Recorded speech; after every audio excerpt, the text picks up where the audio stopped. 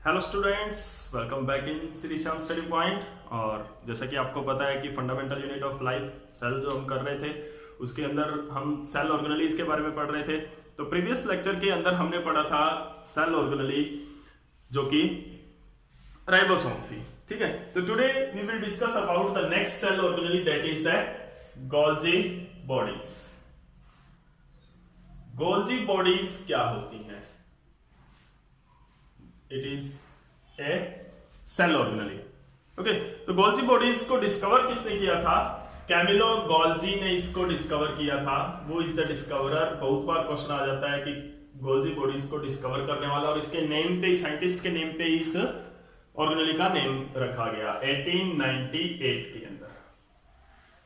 1898 के अंदर Camillo Golgi ने इसको डिस्कवर किया था। ठीक है, अब ये ऑर्गेनेली है क्या? It is also a microscopic. Golgi bodies क्या है? It is also a microscopic network of cisternae present in the cytoplasm of cells। Cytoplasm of cell के अंदर माइक्रोस्कोपिक इस तरह का सिस्टर्नी का नेटवर्क होता है। ठीक है, अब देखो बाद में हम डिस्कस करेंगे कि सिस्टर्नी कैसी होती है, किस तरह की स्ट्रक्चर होती है। जब हम इसकी structure of the cell of the Golgi bodies के बारे में पढ़ेंगे तो इसको भी हम डिस्कस करेंगे कि स्ट्रक्चर कैसी होती है। अभी क्या होती है कि किस सेल में ये प्रेजेंट होती है? It is present in eukaryotic cells. Eukaryotic cells के अंदर प्रेजेंट होती है, एक्सेप्ट कुछ सेल्स को छोड़कर। Except some, for example RBC, sperm cell etcetera. कुछ एक सेल्स है जिनको छोड़कर ये बाकी सभी यूकैरियोटिक सेल के अंदर होती है। It is absent in prokaryotic cell. Prokaryotic cell के अंदर एब्सेंट होती है। प्रोकैरियोटिक सेल के अंदर कोई भी गोल्जी बॉडी की स्ट्रक्चर आप नहीं देखोगे। प्लांट सेल और एनिमल सेल दोनों के अंदर होती है, यूकैरियोटिक दोनों के अंदर होती है। प्लांट सेल हो चाहे वो एनिमल सेल हो। ठीक है, और प्रोकैरियोटिक के अंदर ये एब्सेंट रहती है। अब देखो ये किस चीज की बनी होती है? The main component. स्ट्रक्चर के बारे में हम बात कर रहे हैं। Structure of the Golgi bodies किस तरह की होती है? स्ट्रक्चर ऑफ गोल्जी बॉडीज, जो मेन इसके कंपोनेंट्स होते हैं, मेन 2 कंपोनेंट से ये बनी होती है। मेन कंपोनेंट्स, पहला है सिस्टर्नी। सिस्टर्नी क्या होती है? It is curved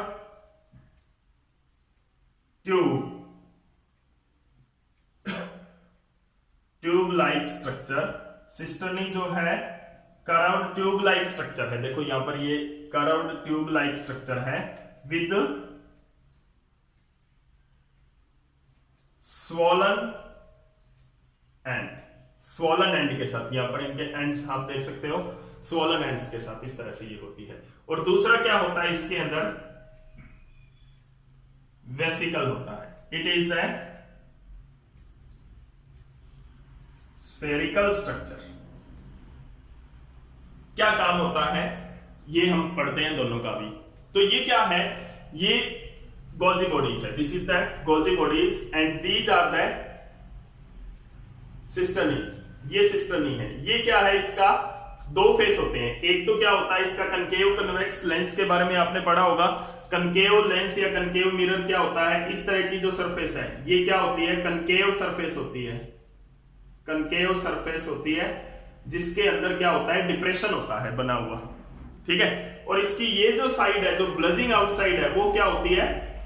convex surface होती है। जैसे कि आपने कनकेव लेंस अगर मैं ड्रॉ करूं यहां पे, तो इस तरह की स्ट्रक्चर थी कनकेव लेंस में। ठीक है, और कन्वेक्स लेंस इस तरह का था। तो ये ब्लजिंग आउट सरफेस थी और इसकी डिप्रेस इनसाइड सरफेस थी।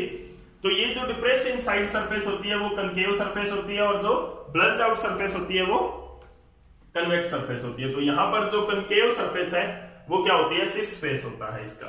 तो स्ट्रक्चर के अंदर क्या होता है, इट इज द वेसिकल के अंदर it is the spherical structure,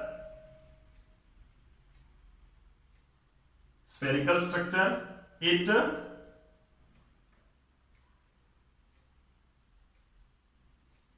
they fuse, it fuse or discharge from cisternae। Cisternae के अंदर ये फ्यूज होती है और डिस्चार्ज होती है। इट कंटेन, इसके अंदर क्या क्या चीजें हो सकती है, इट में कंटेन एंजाइम्स, हार्मोन्स, प्रोटीन्स और सेक्रेशन ऑफ एंडोप्लाज्मिक रेटिकुलम की। एंडोप्लाज्मिक रेटिकुलम जो चीज प्रोड्यूस करती है वो इसके अंदर वेसिकल्स के अंदर होती है, और जो डिस्चार्ज वेसिकल्स होती हैं वो क्या होती है, उनके अंदर भी यही होता है, लेकिन वो मॉडिफाइड होता है। वो किस तरह से होगा वो हम इसकी स्ट्रक्चर के अंदर पढ़ेंगे। तो क्या है, cisternae are the carrot tube like structure with swollen end, swollen end के साथ जो ट्यूब लाइक स्ट्रक्चर होती है वो सिस्टर्नी होती है, और इन्हीं सिस्टर्नी के नेटवर्क को क्या बोलते हैं, गोल्जी बॉडीज बोलते हैं। साइटोप्लाज्म ऑफ द सेल के अंदर ये प्रेजेंट होती है विद द एंडोप्लाज्मिक रेटिकुलम। जैसे कि इस डायग्राम में देख रहे हो, ये एक सेल है, ये इसका न्यूक्लियस है, ठीक है ना, this is the nucleus and this is the endoplasmic reticulum and this is the Golgi bodies। तो ये जो Golgi bodies है ये कहां पर प्रेजेंट होती है, it is present in the with the endoplasmic reticulum, endoplasmic reticulum के पास प्रेजेंट होती है। अंडरस्टैंड। अब देखो इसके अंदर क्या होता है, जो वेसिकल्स हैं इसकी वो कैसे काम करती है। वेसिकल्स जो होती हैं दे कंटेन, जो वेसिकल्स है वो एंडोप्लाज्मिक रेटिकुलम के अंदर से जो भी प्रोटीन है या जो भी चीज प्रोड्यूस हुई है, जो भी सेक्रेशन है एंडोप्लाज्मिक रेटिकुलम का, ठीक है, वो एंडोप्लाज्मिक रेटिकुलम का सेक्रेशन ये वेसिकल्स लेके आती है और ये फ्यूज हो जाती है विद द सिस्टर्नी, और यहां से इसका मॉडिफिकेशन होता है और उसके बाद में इसको डिस्चार्ज कर दिया जाता है। दीज वेसिकल्स आर डिस्चार्ज, और ये क्या, इनके अंदर क्या होता है, वही प्रोटीन होता है जो एंडोप्लाज्मिक रेटिकुलम प्रोड्यूस करता है। इस वेसिकल में और इस वेसिकल में क्या डिफरेंस है वो हम करेंगे बाद में, ठीक है ना। तो अभी क्या है कि जो ये स्ट्रक्चर हम जो पढ़ रहे हैं इसके अंदर क्या क्या चीज है कि it contain spherical structure called vesicle, जो कि फ्यूज और डिस्चार्ज होती है फ्रॉम द सिस्टर्नी। इनके अंदर दे कंटेन एंजाइम्स, एंजाइम्स इनके अंदर होते हैं। अभी हम जो मेन स्ट्रक्चर जो इसकी है उसके बाद में क्या है आएगा, वेसिकल और सिस्टर्नी के बाद में मेन स्ट्रक्चर के अंदर इसके इट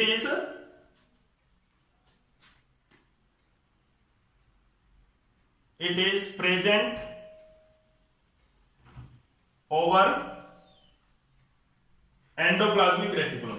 एंडोप्लाज्मिक रेटिकुलम के ऊपर प्रेजेंट होता है इस तरह से, इन एवरी सेल, हर एक सेल के अंदर एंडोप्लाज्मिक रेटिकुलम के ऊपर होता है। अब देखो यहां पर क्या होता है, इट हैज टू फेस, दो फेस होते हैं। जो गोल्जी बॉडीज के क्या होते हैं, टू फेस होते हैं, इसके टू फेस होते हैं। एक होता है सिस फेस और एक होता है ट्रांस फेस। सिस फेस ये फेस होता है, जो कनकेव फेस होता है उसको क्या बोलते हैं, सिस फेस बोलते हैं, और जो ये कन्वेक्स फेस होता है उसको क्या बोलते हैं, ट्रांस फेस बोलते हैं। ओके, तो सिस फेस कौन सा हुआ, the concave surface, and trans face कौन सा हुआ, convex surface of Golgi body. की गोल्जी बॉडी की जो कनकेव सरफेस है वो तो क्या है, सिस फेस है, और ट्रांस फेस कौन सा है, जो कन्वेक्स सरफेस है गोल्जी बॉडीज का। अब देखो ये दोनों करते क्या है, सिस फेस क्या करता है, सिस फेस से it receive the vesicle from endoplasmic reticulum. Endoplasmic reticulum से ये वेसिकल को रिसीव करता है, और ट्रांस फेस के अंदर क्या होता है, it discharge the vesicle containing modified, it discharges the vesicle containing modified proteins और एंडोप्लाज्मिक रेटिकुलम सेक्रेशन की, एंडोप्लाज्मिक रेटिकुलम ने जो भी सेक्रेशन दिया है उसको मॉडिफाइड करने के बाद में यहां पर ये डिस्चार्ज हो जाती है वेसिकल, ठीक है ना। तो these are the vesicle which is fused, तो this is the fused vesicle and this is the discharged vesicle. ये क्या है, डिस्चार्ज वेसिकल है, और ये क्या है, फ्यूज वेसिकल है, ठीक है ना। तो these are the fuse and discharge vesicle by Golgi bodies. तो अब इसके अंदर होता क्या है, जब गोल्जी बॉडीज है वो फंक्शनिंग किस तरह से करती है, देखो कि व्हेन एनी मटेरियल, कोई भी प्रोटीन है, कोई भी हार्मोन्स है, any material produced by endoplasmic reticulum is enter in the Golgi bodies, Golgi bodies के अंदर एंटर करता है, enter in the Golgi bodies by the fusion of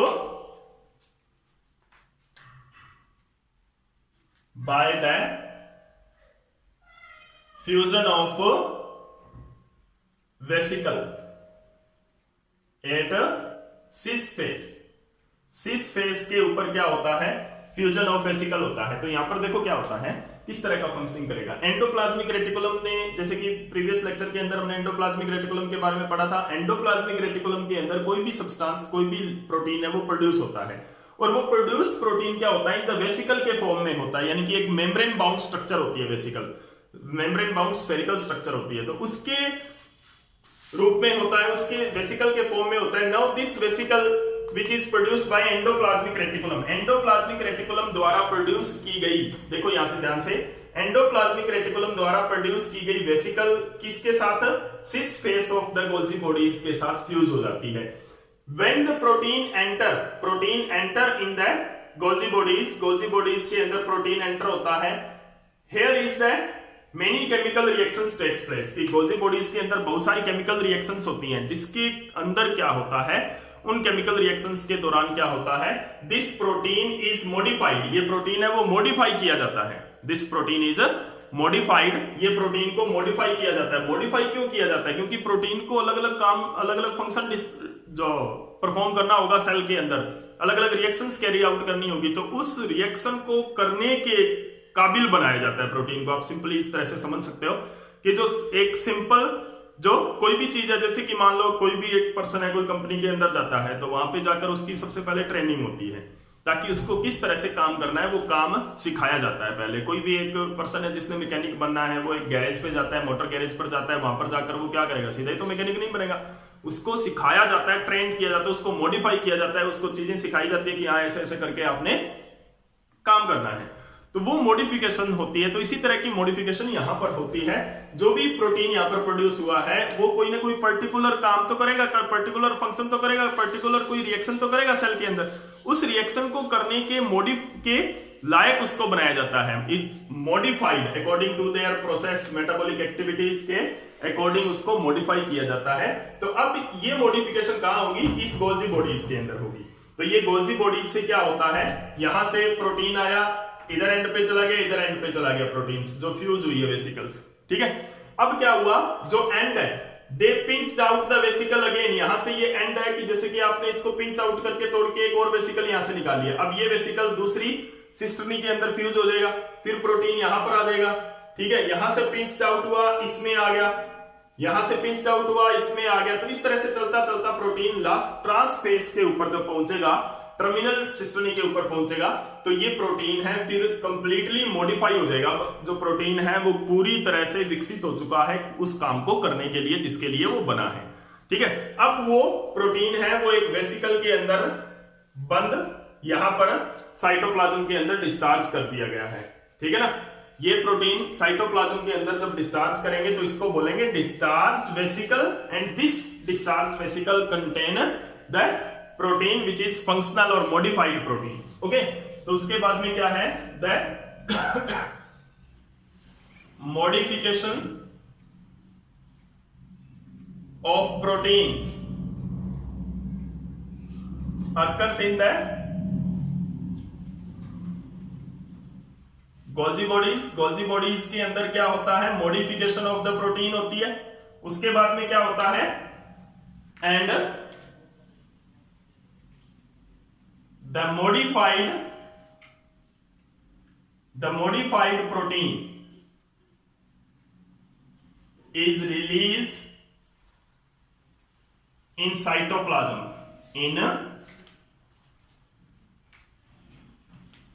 cytoplasm के अंदर मॉडिफाइड प्रोटीन है वो रिलीज कर दिया जाता है इन द डिस्चार्ज वेसिकल। अब जहां पर भी उसका काम होगा, जहां पर भी उसकी रिक्वायरमेंट होगी, वहां पर जाकर वो प्रोटीन है वो अपना फंक्शन परफॉर्म करेगा। तो this is the working and structure of the Golgi bodies. Now what are the main functions of the Golgi bodies? Golgi bodies का मेन फंक्शंस यहां पे क्या होता है? तो main functions of the Golgi bodies are,